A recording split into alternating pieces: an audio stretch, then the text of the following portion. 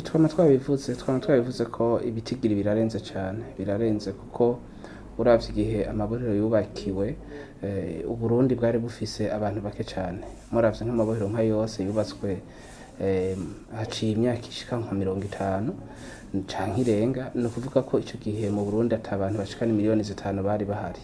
Uno musi rero tugeze ku miliyoni zirenga 12, kandi ugaca umenya ko uko abantu baba benshi niko n'ivyaha bibandanya bikorwa.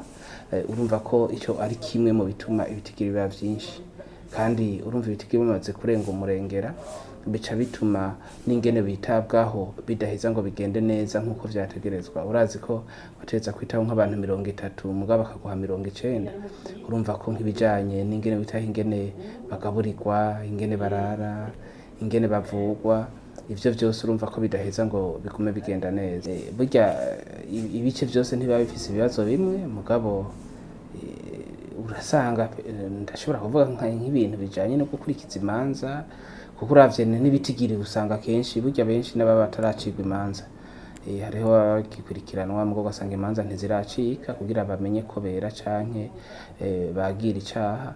Navyo bigaca biterwa dufate n'ubukene ubutungane buba bufise, bujanye n'ingene biyunguruza, bijanye n'abakozi bafise canke n'ibindi bikoresho bafise, ico kirimwo, canke ugasanga hariho n'abaciriwe imanza ugasanga ntibarekuwe.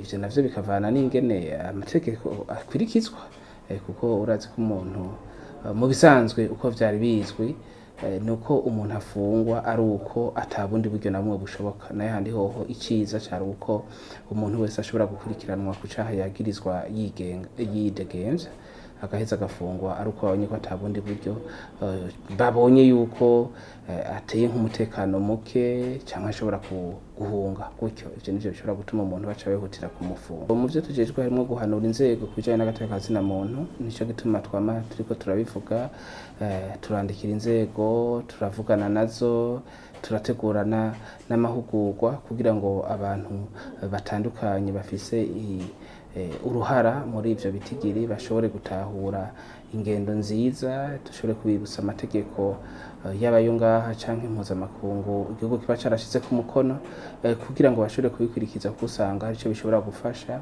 Murazi ko duhora tunahanura ko vya bikorwa vy'iterambere rusangi vyoshirwa imbere kugira ngo hako abantu baguma bafunzwe babaha ibikorwa bishobora gufasha Uburundi kugira ngo bushobore gutera imbere, gutyo bishobore kugabanya ibitigiri vy'abafungwa. Murazi ko hariho itegeko umushikiranganji w'ubutungane yashizeho risaba kutihutira gufunga abantu bagirizwa ivyaha bito bito.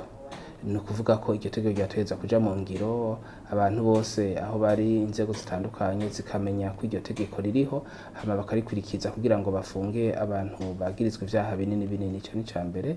Hama ica kabiri ni uko umuntu wese ari muri izo nzego zitandukanye z'ubutungane canke z'inyamiramabi yomenya ko atokwihutira gufunga, ahubwo bobanza kuraba uburyo bwoshoboka ko bakurikirana abantu bidegemvya. Ica gatatu ni uko abaca imanza boraba ivyo bahanisha ntibaze barashira imbere umunyororo, mu gihe vyoba bishoboka bakabaha ibikorwa vy'iterambere rusangi bashobora kurangura ako bamara umwanya munini bafunzwe, kuko urumva ko igihugu kiba kiriko kirahahombera. Hari uburyo bwinshi bukoreshwa mu kwitaho abantu bafunzwe, kandi abo bantu nabo bari bashobora kugira ico baterereye mu iterambere ry'igihugu. Ica nyuma ni uko boza bararaba ko ata n'umwe yahejeje umunyororo canke uwejejwe aguma mu gasho, kuko ivyo navyo birimwo mu bituma ibitigiri mu mabohero atandukanye. Twebwe igikuru nuko mu mutima tuba twumva ko turiko turangura ico abenegihugu bashaka. Mu gihe tuba turiko turakora ivyo abenegihugu bashaka, tukabona abo dushoboye gufasha ko bishoboye gutera intambwe, bobo baratahura akamaro ka CNIDH. Abasaba ivyo bindi nabo barafise ivyo bagamije, sinovyinjiramwo, ni uburenganzira. Urazi ko mu gateka kazina muntu umwe wese arafise uburenganzira bwo kugira ico ashikirije, barashikiriza hanyuma ababijejwe bakabiraba ko bikenewe canke bidakenewe. Sugikwira gusa ahubwo turanakirengeje. Nibaza ko mumaze kuvyumva ko gushika ubu Uburundi aribwo buserukira ibihugu vyo muri aka karere mu runani rw'iyi migwi yicirwa agateka ka zina muntu ku rwego rwa Afrika. Ico ni ikintu ca mbere co gutahura ko batahura ko ibikorwa turi mu Burundi tukora bishimishije.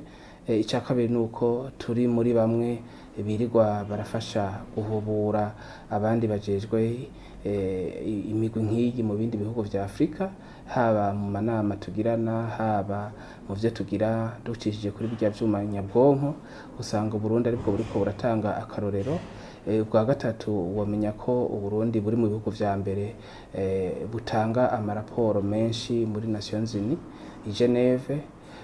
Hanyuma ikindi naco nibaza ko musanzwe mubibona yuko hariho n'ayandi makomisiyo yindi migwi y'igihugu yigengeje agateka ka zina muntu muri Afrika yirirwa iraza mu Burundi kugira ngo ishobore kutwigirako, kandi bamenyesha ko n'ubu itariki 7, 8 n'9 tuzokwakira abakuru b'imigwi ijejwe agateka ka zina muntu ngahe Bujumbura mu yindi atelier kugira dushobore gufashanya kwizanya ibice vy'agateka ka zina muntu. Sinibaza rero yuko ibihugu vyose vyobona ko Uburundi ariho bwigira, hanyuma abandi nabo ngo babone ko ataco turiko turakora.